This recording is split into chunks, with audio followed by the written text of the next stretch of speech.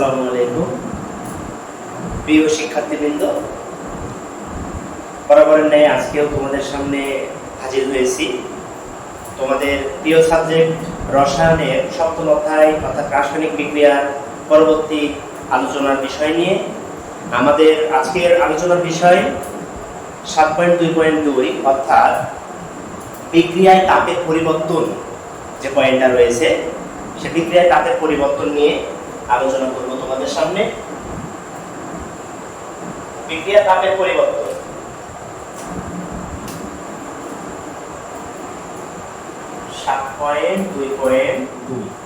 বিক্রিয়া তাপের পরিবর্তন। তবে একটা জিনিস মনে রাখবে, যে কোনো বিক্রিয়া সংঘটনের সময় সেখানে বিক্রিয়ক উৎপাদ তৈরি হওয়ার সময় বিক্রিয়ায় কিছু তাপের পরিবর্তন ঘটে থাকে। কখনো তাপ উৎপন্ন হয়, কখনো তাপ শোষিত হয়। এই উৎপাদন এবং শোষণ দুই বিষয়টাকে একত্রে বলা হয় তাপের পরিবর্তন। এই দুটি বিষয়ের উপর ভিত্তি করে এই তাপ উৎপাদনের প্রকৃতির উপর ভিত্তি করে বিক্রিয়াকে দুই ভাগে ভাগ করা যায়। একটি হচ্ছে তাপ উৎপাদী বিক্রিয়া, আরেকটি হচ্ছে তাপহারী বিক্রিয়া। প্রথমে আমরা আলোচনায় আসব তাপ উৎপাদী বিক্রিয়া। তাপোৎপাদী বিক্রিয়া। তাপোৎপাদী বিক্রিয়া। প্রথমে তাপোৎপাদী বিক্রিয়া কি সেটা ভালোভাবে বুঝে নাও। যে রাসায়নিক বিক্রিয়ায়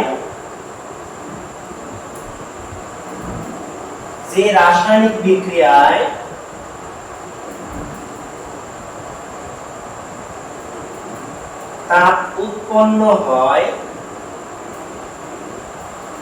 তাকে তাপোৎপাদী বিক্রিয়া বলে। তাকে কি বলে বন্ধুরা? তাপোৎপাদী বিক্রিয়া বলে। তাহলে দেখো বন্ধুরা, যে রাসায়নিক বিক্রিয়ায় তাপ উৎপন্ন হয় তাকে বলা হয় তাপোৎপাদী বিক্রিয়া। তোমাদের আগেই বলেছি যে কোনো বিক্রিয়া সম্পন্ন হওয়ার সময় কিছু তাপের পরিবর্তন ঘটে থাকে। তাহলে যে রাসায়নিক বিক্রিয়ায় তাপ শক্তি উৎপন্ন হয় তাকে বলা হয় তাপ উৎপাদী বিক্রিয়া। উৎপন্ন থেকে উৎপাদী কথাটি এসেছে। একটা সাধারণ উদাহরণ দিয়ে তোমাদের বুঝিয়ে দিই। ধরে নাও 1 মোল নাইট্রোজেন 3 মোল হাইড্রোজেনের সাথে যুক্ত হয়ে 200 থেকে 250 atm চাপ লৌহ চূর্ণ বা আয়রন চূর্ণ এবং 450 থেকে 550 ডিগ্রি সেলসিয়াস তাপমাত্রা। ভালোভাবে লক্ষ্য করো বন্ধুরা, 1 মোল নাইট্রোজেন এবং 3 মোল হাইড্রোজেন লৌহ বা আয়রন চূর্ণ প্রভাবক, এটাকে বলা হয় প্রভাবক। প্রভাবকের উপস্থিতিতে 200 থেকে 250 অ্যাটমোস্ফিয়ার চাপ এবং 450 থেকে 550 ডিগ্রি সেলসিয়াস তাপমাত্রায় বিক্রিয়া করে তৈরি করে 2 মোল অ্যামোনিয়া। এই বিক্রিয়াটি একটি তাপোৎপাদী বিক্রিয়া। তাহলে বন্ধুরা, তাপোৎপাদী বিক্রিয়াকে আমরা কিভাবে তুলে ধরবো এটা একটি জানার ব্যাপার রয়েছে। তাপোৎপাদী বিক্রিয়ায় মনে রাখবে, তাপোৎপাদী বিক্রিয়ায় ডেল্টা এইচ এর মান ঋণাত্মক। তাহলে আমরা এটাকে লিখতে পারি ডেল এইচ সমান সমান -92 কিলোজুল, অর্থাৎ ডেল এইচ সমান সমান -99 কিলোজুল। এটি ডেল এইচ এর মান ঋণাত্মক, অর্থাৎ আমরা এখান থেকে বলতে পারি তাপোৎপাদী বিক্রিয়ায় ডেল এইচ এর মান নেগেটিভ। এই বিক্রিয়াকে কিন্তু বন্ধুরা আমরা অন্যভাবেও লিখতে পারি বা অন্যভাবেও তোমাদের পরীক্ষায় দিয়ে দিতে পারে। কিভাবে? ধরে নাও N2 প্লাস N2 প্লাস 3 অণু 3 মোল হাইড্রোজেন মিলে তৈরি করলো 200 থেকে 250 এটিএম, যা 450 থেকে 550 ডিগ্রি সেলসিয়াস তাপমাত্রায় বিক্রিয়া করে তৈরি করলো 2 মোল অ্যামোনিয়া। টেলএইচটাকে এখানে যদি লিখতে চাও তাহলে উৎপাদের সহিত লিখলে প্লাস 92 কিলোজুল দিতে হবে। বন্ধুরা এই বিক্রিয়াকে তোমরা আরেকভাবেও লিখতে পারো। দেখো তোমাদের সবই জানা প্রয়োজন, কারণ তোমরা যদি একটা জানো তোমরা তো মানে যত অল্প জানা যায় ততই না জানি ভালো না, আসলে ভুল। এখানে তোমরা পরীক্ষার হলে তোমরা ধরা খেয়ে যাও। আমি দেখেছি বিষয়টা কিভাবে। এই একটা জিনিস যদি জেনে রাখো, এইটা যদি না জানো বা মনে রাখার চেষ্টা না করো তাহলে পরীক্ষার হলে এইভাবে দিয়ে দিলে তোমরা অনেক অপ্রীতিকর অবস্থার মধ্যে পড়ে যাও। আমি দেখেছি, এই কারণে তোমাদের সবকিছু শেখানো হবে। এছাড়াও এই বিক্রিয়াকে লেখা যায়, ভালোভাবে লক্ষ্য করো, এই নাইট্রোজেন হাইড্রোজেন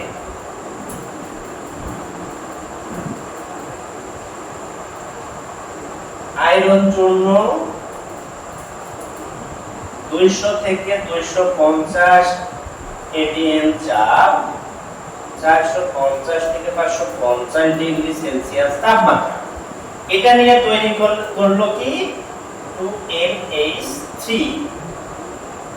এবার বন্ধুরা ভালোভাবে লক্ষ্য করো, তোমরা মনে হয় সমীকরণের অঙ্ক দেখেছো যে সমান চিহ্নের এই পাশে যদি থাকে 2x + 2, এই পাশে যদি থাকে 15, তাহলে 2h = 15 - 2টাকে ওই পাশে নিয়ে গেলে নেগেটিভ হয়ে যায়, তাই মাইনাস দিলাম, দিয়ে 2, অতএব 2h = 13। এই যে এই 2টাকে ডান পাশে নিয়ে গেলে নেগেটিভ করলাম। এখানে দেখো এই তীর চিহ্নটাকে এইরকম সমান আকারের কোনো কিছু ধরে নাও, টেকনিক্স, জাস্ট টেকনিক, সমান ধরে নাও তীর চিহ্নটাকে। তাহলে এই চিহ্নটাকে, এই 92 কিলোজুলকে তুমি যদি তাপ উৎপাদী বিক্রিয়ায় যদি এই তীর চিহ্নের বামে নিয়ে আসো বন্ধুরা, তাহলে এটাকে আমরা কিভাবে লিখতে পারি? মনে করো আমি ডান পাশে ডেল এইচ অথবা এটা দেব না, তাহলে কি লিখতে পারি? তাহলে আমরা লিখতে পারি এই জায়গাতে মনে করো এই নাইট্রোজেন হাইড্রোজেন মাইনাস 92 কিলোজুল। এই যে এই পাশে পজিটিভ আছে, ভালোভাবে লক্ষ্য করো, এই পাশে পজিটিভ আছে, এইরকম যদি কল্পনা করি তাহলে তীর চিহ্নকে সমানের সাথে যদি তুলনা করি তাহলে এই পজিটিভটা এই পাশে আসলে নেগেটিভ হয়ে যায়। তোমরা সব সময় মনে রাখবে, খুব মজার ব্যাপার কিন্তু, এবং খুবই সহজ এবং খুবই রডযুক্ত একটি টপিক।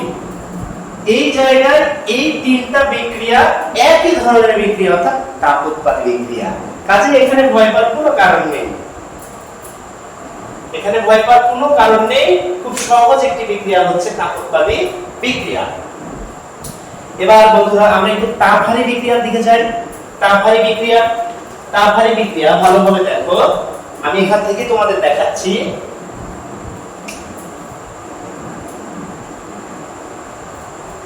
তাপহারী বিক্রিয়া, যে রাসায়নিক বিক্রিয়ায় তাপ শোষিত হয়, কি হবে বন্ধুরা? তাপ শোষিত হয়, তাকে তাপহারী বিক্রিয়া বলে। কত সহজ! যে রাসায়নিক বিক্রিয়ায় তাপ শোষিত হয় তাকে বলা হয় তাপহারী বা তাপ শোষী বিক্রিয়া। তাহলে আমরা এই বিক্রিয়াগুলোকে চেঞ্জ করি, দেখি এগুলোকে কিভাবে লেখা যায়। এক্সাম্পল হিসেবে আমরা বলতে পারি, ধরে নাও নাইট্রোজেন অক্সিজেন, এই দুইটা মিলে তৈরি করলো নাইট্রিক অক্সাইড, অর্থাৎ নাইট্রোজেন এবং অক্সিজেন মিলে তৈরি করলো নাইট্রিক অক্সাইড। তাপহারী বিক্রিয়ায় ΔH এর মান পজিটিভ অর্থাৎ ধনাত্মক হয়, তাহলে আমরা কি লিখতে পারি? ডেল এইচ সমান সমান প্লাস 180 কিলো জুল। তাহলে বন্ধুরা এই বিক্রিয়াকে আগের মতো তোমরা যদি কয়েকটি ধাপে লিখতে চাও তাহলে কি হবে? আশা করি তোমরা নিজেরাই পারবে। যতটুকু শিখিয়েছি যদি মনোযোগের সহিত দেখে থাকো তাহলে তোমরা নিজেরাই পারবে। তারপরও আমি তোমাদের দেখাতে চাই কিভাবে নাইট্রোজেন, অক্সিজেন,